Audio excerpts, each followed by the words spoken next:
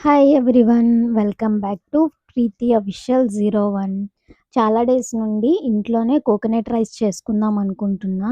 నేనైతే ఇందులో ఇంగ్రీడియెంట్స్ అయితే మిరియాలు, లవంగీలు, స్టార్ పువ్వు, దాచిన చెక్క, సాజీరా, బిర్యానీ ఆకు, ఇంకా క్యాష్యూ కూడా యేసుకున్నాననమాట, జీడిపప్పు. జీడిపప్పు యాడ్ చేయడం వల్ల టేస్ట్ అయితే చాలా బావుంటుంది. ఫస్ట్ అయితే కొబ్బరికాయల నుండి పాలన్నది మనం సెపరేట్ చేసేసుకోవాలి. కొబ్బరికాయలు క్లీన్ చేసేసి చిన్న చిన్న ముక్కలుగా కట్ చేసేసి మనం మిక్సీ చేసేసుకోవాలనమాట. ఇందులోకేమో ఉల్లిపాయలు పొడవుగా కట్ చేసుకోవాలి. అలానే మిరపకాయలు కూడా మనం పొడవుగా కట్ చేసుకోవాలి. ఇందులో కారం ఎయడం గాబట్టి మనం మిరపకాయలు మనకెంత కారం కావాలో అంత కారం అడ్జస్ట్ చేసుకొని మిరపకాయలు కట్ చేసుకోవచ్చు. నేనైతే బాస్మతి రైస్‌తో చేస్తున్నాననమాట. నా స్టైల్‌లోని కోకోనట్ రైస్ చేయండి. చాలా టేస్టీగా ఉంటుంది. అండ్ హెల్త్‌కి గూడా చాలా మంచిది. హెల్తీ రెసిపీ అనమాట. నేనైతే కుక్కర్‌లో చేస్తున్నాను. కుక్కర్‌లో గానీ, లేదంటే చిన్న ప్యాన్‌లో గూడా చేసుకోవచ్చు. ఫస్ట్ అయితే ఆయిలు, కొంచెం ఘీ వేసుకోవాలి. ముందుగా మనం స్పైసెస్ అన్నీ యాడ్ చేసుకున్నామో, ఆ స్పైసెస్ అన్నీ ఏసేసుకొని, కొంచెం లైట్ బ్రౌన్ వచ్చినంత వరకు ఫ్రై చేసుకోవాలనమాట. నేనైతే ఫస్ట్ సాజీరా వేస్తున్నాను. బిర్యానీలో ఉంటుంది కదా సాజీరా. తర్వాత లవంగీలు అన్నీ వేసేసి కొంచెం లైట్ బ్రౌన్ వచ్చినంత వరకు ఫ్రై చేసుకుంటున్నాను. బిర్యానీ ఆకు మాత్రం మర్చిపోకుండా ఎయ్యండి. బిర్యానీ ఆకయితే టేస్ట్ చాలా బావుంటుంది. లైట్‌గా ఫ్రై అయిపోయిన తర్వాత జీడిపప్పు గూడా యాడ్ చేసుకుంటున్నాము. కోకోనట్ రైస్‌లో జీడిపప్పు టేస్ట్ అయితే చాలా బావుంటుందనమాట. సో, ఘీలో రోస్ట్ చేయడం వల్ల ఇంకొంచెం టేస్ట్‌గా ఉంటుంది. జీడిపప్పు గూడా వేసి కొంచెం లైట్ బ్రౌన్ వచ్చినంత వరకు ఫ్రై చేసుకోవాలి. ఇదంతా మాడిపోకుండా దగ్గరుండి చూసుకోవాలనమాట. జీడిపప్పు బాగా ఫ్రై అయిపోవాలి నెయ్యిలోని. నెయ్యిలో ఫ్రై అవ్వడం వల్ల టేస్ట్ చాలా బావుంటుందనమాట. సో, నేనైతే 1 గ్లాస్ రైసే తీసుకున్నాను.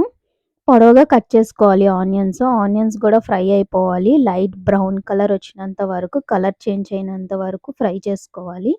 మనం ఆనియన్స్ ఫ్రై చేసిన తర్వాత ఇందులోనే గ్రీన్ చిల్లీ గూడా యాడ్ చేసుకోవాలి.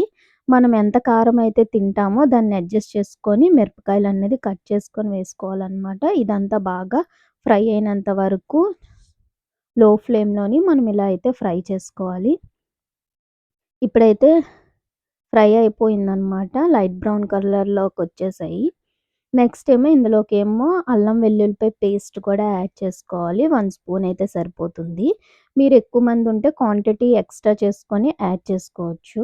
ఇది కూడా కొంచెం పచ్చివాసన పోయిన తర్వాత నేను 1 గ్లాస్ బాస్మతి రైస్ తీసుకున్నాను కాబట్టి 2 గ్లాస్ కోకోనట్ మిల్క్ తీసుకుంటున్నాననమాట. కొబ్బరి పాలు. కొబ్బరి పాలు కూడా ప్యూర్‌గా యాడ్ చేసుకున్నాను.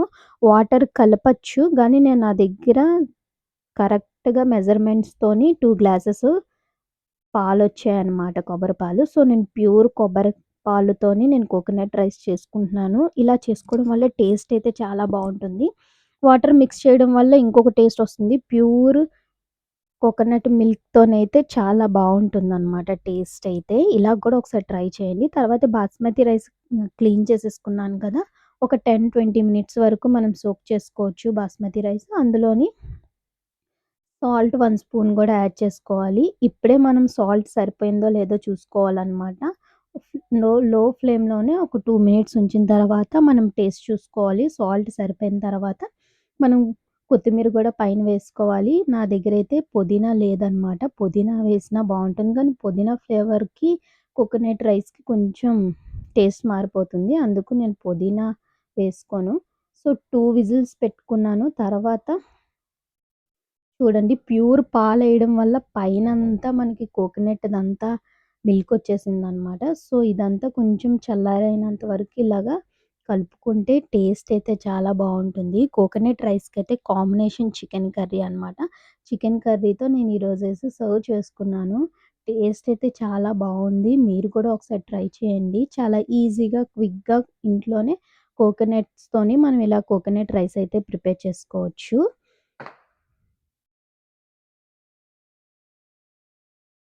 టేస్ట్ అయితే చాలా బావుంది. నేనైతే 1 గ్లాస్ బాస్మతి రైస్‌తోనే చేశాను. సో, అయితే నేను కుక్కర్‌లో పెట్టేసుకున్నాననమాట. ఎక్కువ క్వాంటిటీ అయితే పెద్ద కుక్కర్ ఉంటే పెద్ద కుక్కర్‌లో గూడా పెట్టుకోవచ్చు. మటన్ కర్రీ గానీ, చికెన్ కర్రీ గానీ, వెజ్ పన్నీర్ గానీ ఏదైనా బావుంటుంది.